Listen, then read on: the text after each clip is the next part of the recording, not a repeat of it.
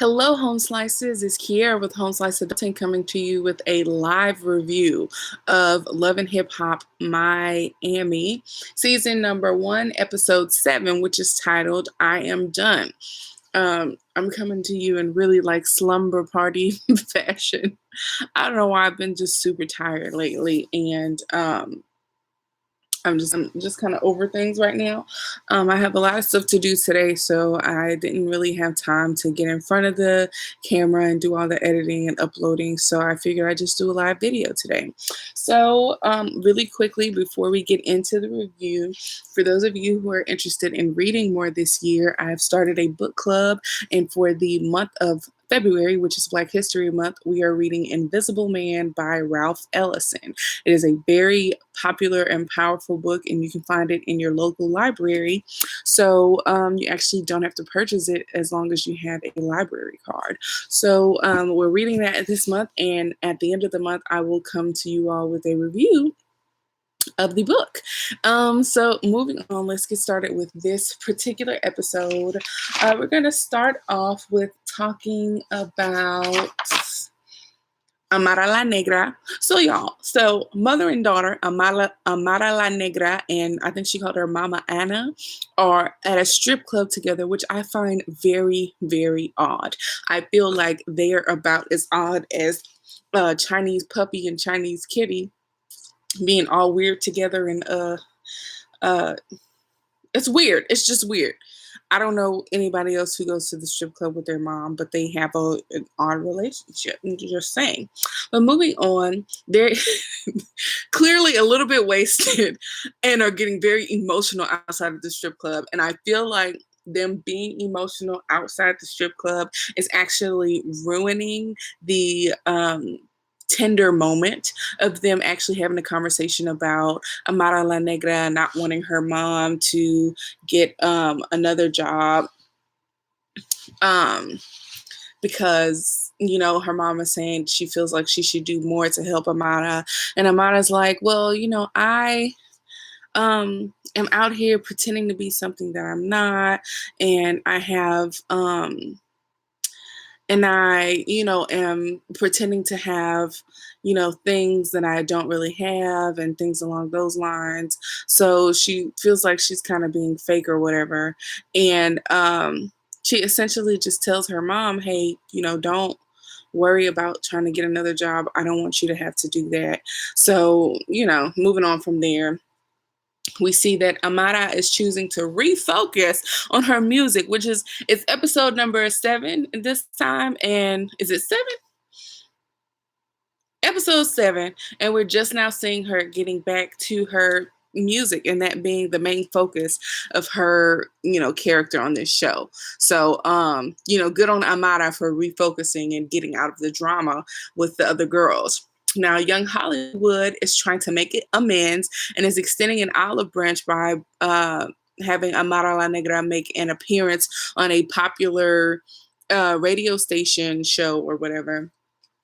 And the lady's name is Steffi Chacon, and she decides to play Amara La Negra song on the radio, and Amara La Negra pulls a song out of her bra. It was kind of cute or whatever, and they play a song called Wada Bam Bam, and it sounds kind of good.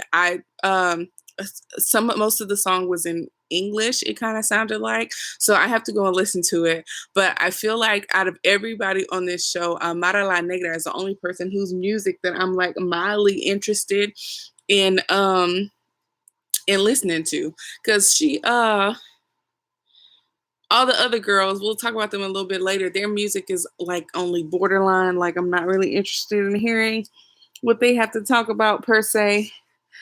And we'll talk about that a little bit later. But moving on, it was funny when Steffi Chacon asked Young Hollywood what did he do to get off on a bad foot with Amara La Negra, and he was like, well, I was being crucified for being too real. And it's like, all right, don't start nothing back up that you can't finish. But it was great, and I feel like Amara La Negra felt like she was making progress towards her goals. So moving on, we'll talk about Keyara and Gunplay. And so first we see Keyara meeting up with Chinese Senior, and she's worried about Gunplay, and he hasn't been coming home early enough for her liking, and she found that $100 bill with some white residue on it. And Chinese Senior is like, I didn't want to tell you this, but I did, see him at the club, and he got real skittish when I mentioned your name. And Keyara's very upset. She's worried that if he is back on drugs, she's not going to be dealing with the man that she loves. She's going to be dealing with a dude that's on drugs that she really doesn't know. And, Chinese Senior, for kind of like the first time in ever, she seemed very sensible, and she seemed like she was reasonable and supportive. And I hate when people are one way with their friends and then another way in a different setting. It makes you kind of ambivalent towards them, like you don't know if you like the person or you don't like the person. As far as her relationship with Keyara is concerned, Chinese Nikki is okay, but in every other sense, Chinese Nikki is just like a ugly lady who's doing weird stuff with her daughter. I don't understand. But moving on, Keyara feels drained, and I would imagine that people who are in close relationships with people who are addicted to substances or addicted to anything else could be very draining. And Keyara just feels upset that they made this big move, and for him to go back to something that he said that he wouldn't go back to.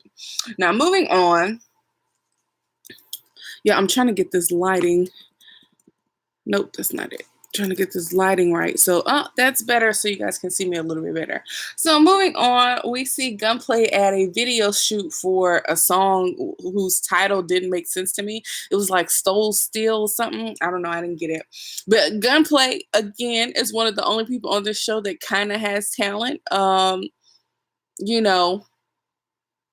other people I really don't know. Like Madeline Negra and Gunplay are the two probably more talented people on the show. But moving on, Keyara shows up, and Gunplay is definitely in rare form. Like the director tells everybody, hey, take 5. And he's like, nah, tell him to take 10. It's so weird. And so Keyara is like, so you making videos about cooking up coke? Are you doing coke? And so he's like, he doesn't really confess. He never admits to it. He never cops to it. But he is in rare form from what we saw. And all signs point to him, doing coke again. But Gunplay is like, he said, don't look at me in that tone of voice. That was so funny to me. Keyara was trying to be patient with him. But he gets mad when she says, either you need to get help and get your ish together, or I can go find somebody else that, isn't doing coke, and you need to find somebody who is going to tolerate this from you because I'm not having it. And so Gunplay didn't like that she said that she, had the capabilities of getting somebody else. And so he throws a chair. I feel like he wasn't really that mad to throw a chair because, like, he threw it kind of lightly. The chair didn't appear to be damaged or anything. But moving on, hopefully this is not the end for Keyara and Gunplay, because I feel like losing his friend and his relationship could further push him into risky behavior. So I hope this is just something that they can work through and something that they can get through together. Now, let's talk about Veronica Vega and Steph LaCour. So here, y'all, I don't particularly like either one of them. I don't particularly think that either one of them is like super talented. I didn't like the song that Veronica was doing. She's a rapper, right? She's not a singer. See, that's something that I can't determine if she's supposed to be a rapper or a singer. But moving on, they go to a little private room and they talk about the issue that Steph had with Veronica, and they talk about how JoJo is basically being hypocritical about basically looking down on Veronica for living in the hood when the people who JoJo styles and works with are from the hood as well. So this is going to cause some issues in the future. We just know it. We already know it. So Trina shows up and she's wearing a romper with like Daisy Dukes over it or something like that. I didn't like the outfit, but Trina has not been known for being, a trendsetter in the style region. But moving on, they get into a discussion because Trina says she took some heat after after supporting Veronica Vega's song in which she uses the N-word twice. And so they show the video of her saying the N-word. And here are my feelings on it. I do feel like Veronica Vega has a point that a lot of minorities are grouped into the same minority category, like the example she gave about Puerto Ricans being in the N-word group now that they aren't receiving the help that they should be receiving as American citizens. And I get that and I understand that. And the reason that I'm ambivalent is because I grew up in Texas and I know that there are a lot of Hispanic people who look down on Black people. And it's like Hispanic people can be grouped into the N-word group as well. And so for me, it's like a double-edged sword. On one hand, I feel like people who are within the Black community are allowed to use it. And then on the other hand, I feel like nobody should use it. I've always been ambivalent about the use of the N-word and the fact that someone who is a part of a different minority group is using it. I really honestly don't know how to feel about it. But she said something about having like African ancestry, like a great grandmother or something like that.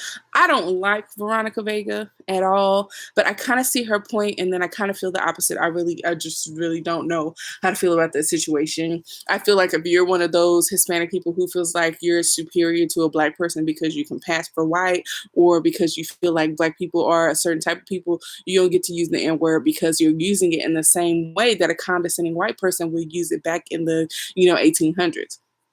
So moving on, Trina tells Veronica Vega to stay focused and to stay out of the drama. But if I know anything about Veronica Vega, and I kind of don't, I feel like she's not going to take that advice, and she is going to do her best to get JoJo back and not stay out of the drama. So moving on, that's enough of that. I really don't like either one of them less than talented heifers. But moving on, we'll talk about Shay and Scrappy. So Shay and Scrappy have dinner on a balcony that looks very similar to the balcony that Jeffrey and Malik had dinner on. Are they reusing scenes? Are they, did they purchase a condo that people just have dinner at and whatnot? I don't know, Love and Hip Hop. But yeah, I'm not gonna go back and look to see if like the balcony railing and everything matched up. But it did look very similar. Now, moving on. Scrappy basically says he loves the way Shay massages his feet, and he's kind of trying to get back in them jeans and whatnot. And Shay is not here for it. She says she's not going to be checking into the Heartbreak Hotel, which I feel weird about, but we're going to talk about that a little bit later. But y'all, I feel real bad for Shay because the timeline is very fuzzy for me, because at this point, where they were filming, it had to be in like March. And I know that Scrappy went back and married Bambi. It seems like a long time ago now. So, y'all, I feel bad for Shay that she's just going to get her little heart broken all over again. But next we see Shay and Dawn, and Shay is upset about Scrappy's involvement with the Chinese uglies. And so she calls up the Chinese uglies to have a conversation, but she wants, the playing field to be even. So she calls, Dawn over, because she knows Dawn will ride for her, and that the other two friends that she got into it with Gabby weren't gonna have her back the way that Dawn would. And so Chinese Nikki shows up. Chinese Nikki calls Shay ugly, and I'm like, ain't that the pot calling the kettle ugly? Shame, shame, shame. Okay. Moving on. Things are going okay at first between Shay and Chinese Nikki. I feel like things took a turn for the worse when Chinese Kitty started talking. I feel like because Chinese Kitty is younger and less mature, her tone was off, and her tone is what set Shay off. And pretty much what was going on when the whole situation with Gabby and Shay went down, Chinese Kitty was under the impression that Shay and her friend Liz were trying to jump Gabby, which was not true. And so when the situation got ugly and Chinese Kitty got involved, Shay even understood that Chinese Nikki pulled her hair because she was trying to protect her daughter. It was just a big misunderstanding. And then things took a turn for the worse. They were talking about, oh, you hanging out with Scrappy, and Chinese Kitty said something in the confessional where she was like, you fighting over a dude who don't even really want you. And I was like, Scrappy was just at dinner with her. I think he does want her. So you can shut up, Chinese Kitty, okay? Moving on, I don't really like the mother-daughter duo. I think it's weird. I think they're not that good looking. And Chinese Kitty involved herself in something that didn't have anything to do with her, and now the drama is ongoing. Chinese Nikki calls Shay an anteater, which is an old read, but it was still a little bit funny. But moving on, lastly, we'll talk about the whole situation with Trick Daddy and this divorce party. First off, let me say this. If you have a very bad disease that takes a toll on your body, such as lupus, you really need to make sure that you focus on having a healthy lifestyle. And unfortunately, Trick Daddy is not doing that. We see Trick Daddy frying food and putting tons of salt in whatever vegetables that he put into a pot. And I'm like, that's really not healthy. And so this dude shows up, whose name I can't remember right now, who is his DJ and road manager. And he starts telling him about the situation with Joy and Dawn showing up. And he calls both of them hoes. And I was like, oh, why is he talking about these two ladies like this? But moving on. Trick Daddy says basically there's no going back. He and Joy will not be getting back together, and that he's going to have a party to celebrate the demise of their relationship, a divorce party for people that aren't even actually divorced yet. So that's weird. Now, moving on, he plans on inviting Joy, which is messy, but he says, he wants all real booties, no silicone is invited. And he kind of made it clear that he was unsure of his feelings for Joy. He didn't know if he was still in love with her, if he wasn't still in love with her, or whatnot. But moving on, we see Joy and Dawn at Joy's hair salon or whatever. They receive a strippergram invitation to the divorce party, and Joy is caught very much so off guard. But Joy is ready to serve him, some divorce papers. I think that she was just caught off because she's had so much trouble over the past 4 years getting Trick Daddy to agree to a divorce. And then all of a sudden he wants to have a divorce party. And she just found that odd, which I find odd as well. Trick Daddy had been bad-mouthing Joy, saying that she left him when she found out that he had lupus. And that's a terrible thing to say about somebody. But moving on, we see Trick Daddy at the divorce party. And it is weird that he isn't even divorced yet. And I find it interesting that a lot of people who are friends with Trick Daddy who are actually at the party feel like it's a weird thing for him to have, and that it's kind of messy for him to do this to Joy or whatever. And so we see Shay show up at the party because she wants to talk to Scrappy, and she wants to see where Scrappy's loyalty lies, which is real interesting because this is the same thing that Pleasure P was doing to Gabby. Now, I find it odd that Shay is making her demands about who Scrappy can and cannot work with when she's putting Scrappy on ice. I feel like she doesn't really have any bargaining chips that would make him want to give up a business opportunity to maintain his friendship with Shay. Like, she isn't even involved with him in that type of manner, and I feel like she doesn't really have any grounds to make those type of demands. So, I thought it was weird. But moving on, Joy shows up to the party, and Trick makes this weird and kind of disrespectful speech. Oh, my baby mama's here. Oh, Joy is here looking like a stripper. And I just really didn't like it. I really didn't like that speech. I already don't really like Trick Daddy, but he's just that speech was a little over the top for me. But so Joy brings him a bill from her lawyer. Trick says, I'm gonna give you the money tomorrow. Now that sounds like a man who's never gonna give you the money, but okay, whatever. And he says, I'm gonna give her the money for her lawyer and we're gonna get this thing started, but the divorce papers will not be signed until I'm ready to sign them. And I'm like, why is he trying to exert this control over Joy? I mean, if he's having a divorce party and he's happy about being released, why wouldn't he just sign the papers and get everything over with? Like, stop trying to hold the lady hostage. It's been 4 years. Move on with your life. Goodness. But I guess they're making a little bit of progress or whatever. So, y'all, that is the end of my review of Love and Hip Hop Miami. I don't know if it's because I'm watching the show on the VH1 website, but they are not showing like previews for the upcoming episodes. So I don't know what the next episode is even really going to be about. But that's the end of my review for Love and Hip Hop Miami. Thank you guys for watching this. I, did this video live so that I could go ahead and get it over with because I have quite a few things to do today. Once again, thank you for watching. Don't forget to like, comment, and subscribe, and tell me what you think about the events of Love and Hip Hop Miami today. Peace out, home slices.